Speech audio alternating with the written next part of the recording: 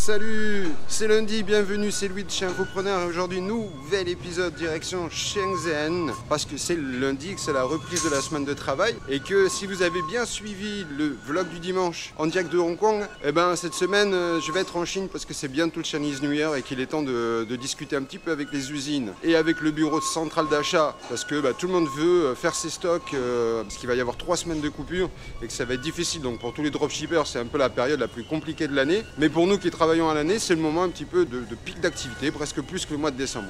Donc là, je vais prendre mon métro tranquillement depuis Hong Kong et je vais passer par la frontière, l'ancienne frontière. Je ne vais pas prendre le train rapide ce matin, je vais attendre cet après-midi pour revenir sur Hong Kong en uniquement 15 minutes. Mais ce matin, j'ai un petit peu de temps avant que le bureau en Chine soit ouvert. Allez, direction Shenzhen, c'est parti, c'est tout de suite et c'est dans le vlog de la semaine. Ciao les gars, bonne semaine à vous, messieurs, mesdames.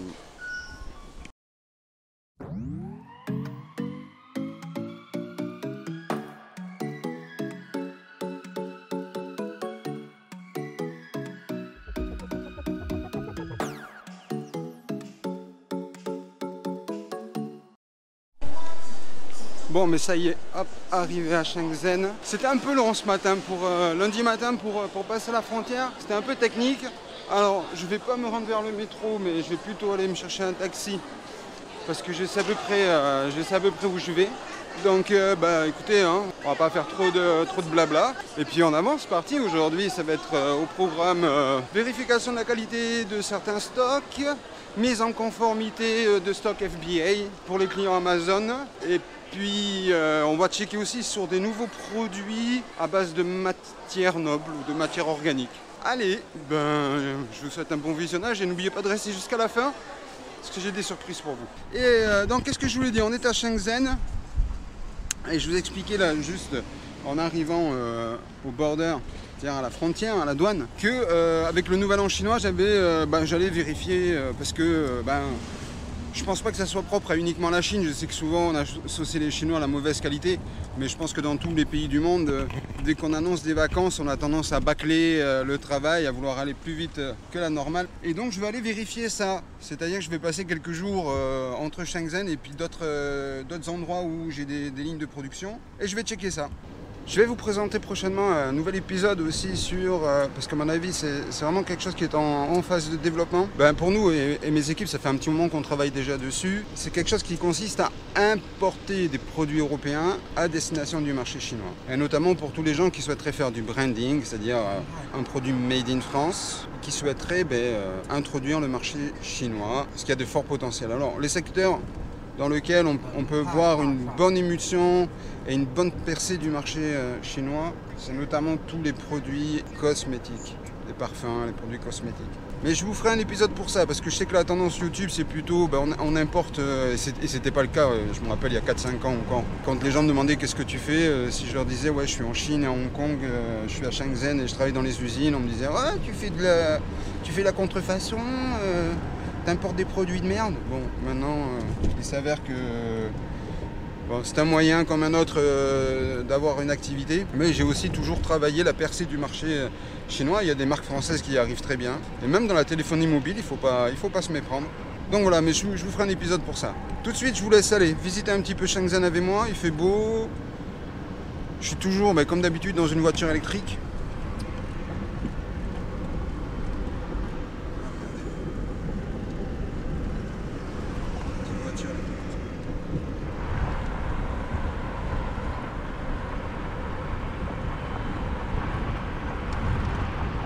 Sinon au niveau des visas, pas grand chose à changer.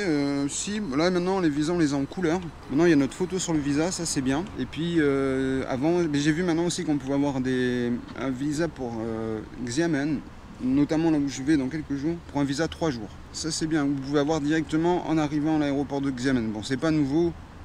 Ça fait déjà au moins une bonne année, voire presque 2 ans que ce visa est fonctionnel, mais il est de plus en plus utilisé. Et c'est bien parce que tout ça, c'est les contrées un petit peu des marchés de chaussures, du prêt-à-porter, même s'il y en a beaucoup dans le Guangdong, et notamment à Guangzhou.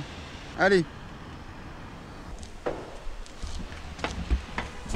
Et on est arrivé!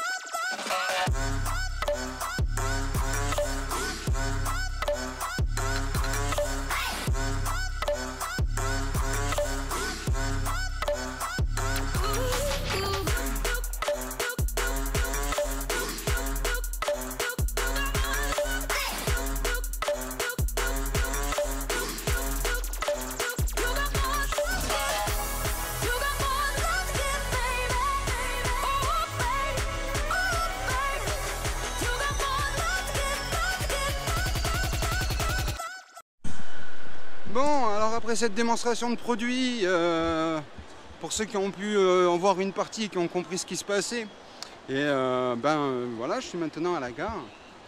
Je vais repartir à Hong Kong pour ce soir. Demain va être la suite des aventures. Je sais pas si je vais vlogger. Je sais pas si je vais vlogger demain. Parce que il faut travailler aussi, on ne peut pas tout le temps faire des vlogs. Si vous voulez que je fasse plus de vlogs, partagez les vidéos, abonnez-vous. Qu'est-ce que vous voulez dire? Oui, là je suis en pleine station ferroviaire. Alors il paraît que c'est... Alors j'ai vu des foreigners, hein, ce qu'on appelle des expatriés, enfin, ou des gens qui viennent à Shenzhen et qui essayent de prendre le train rapide pour Hong Kong. Je préfère vous dire que tout est écrit en chinois ici, rien n'est écrit en anglais, donc c'est extrêmement compliqué. Je ne vous conseille pas d'essayer d'acheter votre billet de train comme moi à la gare. Essayez de le réserver plutôt en ligne. C'est très important de réserver son billet de train. Si vous voulez vraiment prendre ce train rapide, Shenzhen to Hong Kong, hein, un train qui met 15 minutes, alors que normalement si vous prenez le train normal, il vous faudra plus d'1 heure. Facilement 1 heure. Prenez votre billet en ligne. Et surtout aussi, si vous venez de Hong Kong vers Shenzhen, n'oubliez pas de réserver votre billet d'avion la veille. Voilà, allez, je continue, je vais faire une autre vidéo, mais là plutôt sur... ça va être le Chinese New Year, et pensez à déclasser, n'oubliez pas de faire vos achats avant le Chinese New Year. Par contre, j'ai essayé de me trouver une petite place tranquille pour faire ce petit vlog au milieu de tout le monde, si je ne me fais pas renverser. Allez, on regarde les images du train, on se retrouve dans le train, et pour ceux qui vous abonnez et ceux qui nous suivez, merci. Si vous avez des questions, n'oubliez pas, c'est en bas en commentaire. Bon, ben ils sont trop forts, je vous le dis. Hein. Finalement, vous savez comme ça arrive dans les avions. Vous avez au dernier moment un changement de porte. Vous savez, j'ai eu un changement de porte, quoi. Et mais un moment de malade. Et là, je me compte avec mon ticket, le mec il me regarde, eh, c'est pas le bon train. Alors, je comprends à peine 2-3 mots. Quoi? C'est pas... Mais c'est où? Et il me montre après le truc. Et du coup, ça gueulait dans tous les écouteurs. Je crois qu'ils ont arrêté le train il venait de partir. Ils ont arrêté le train pour moi, quoi. Bon, encore une fois, ils sont trop forts. Moi, je les adore et je comprends pourquoi Trump il rage. Et voilà, quoi. Là, j'étais avec mes collègues tout à l'heure. Bon, ben, écoutez, hein, c'est comme ça, quoi. Et suivez mon Instagram parce que c'est sur Insta, des fois, comme je ne suis pas tout le temps avec la caméra à la main, des fois il se passe plein de choses, mais abonnez-vous à mon Instagram. Et prenez surtout Louis Globe Worker, hein, parce que celui d'Infopreneur, moi je mets pas beaucoup d'actu dessus, quoi. Mais bon voilà, dans 10 minutes je suis à Hong Kong. Ils sont trop forts. Générique, hein, pour envoyer le générique, maestro. Hein.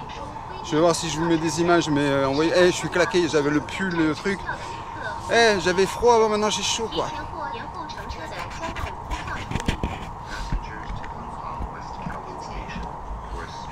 Ils sont trop forts parce que en fait tu peux pas acheter le ticket dehors, c'est tout écrit en chinois.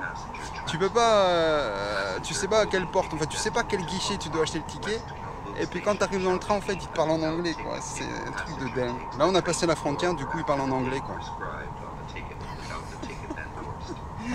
En fait ils sont dans le turfu sans vraiment l'être. En fait il y a des trucs qui sont vraiment déjà qui ont anticipé. C'est-à-dire que je pense que dans 4-5 ans, tout le monde pourra prendre ce train. Là, pour l'instant, il est tout le temps plein, en fait. Enfin, je sais pas. Moi, à chaque fois, ils me disent qu'ils n'ont pas de place, mais quand je viens dedans, là, par exemple, j'ai 3 places tout seul, quoi. Mais bon. Et je passe d'un côté, c'est à jour, et après, en fait, finalement, c'est pas à jour partout. C'est énorme. Énorme.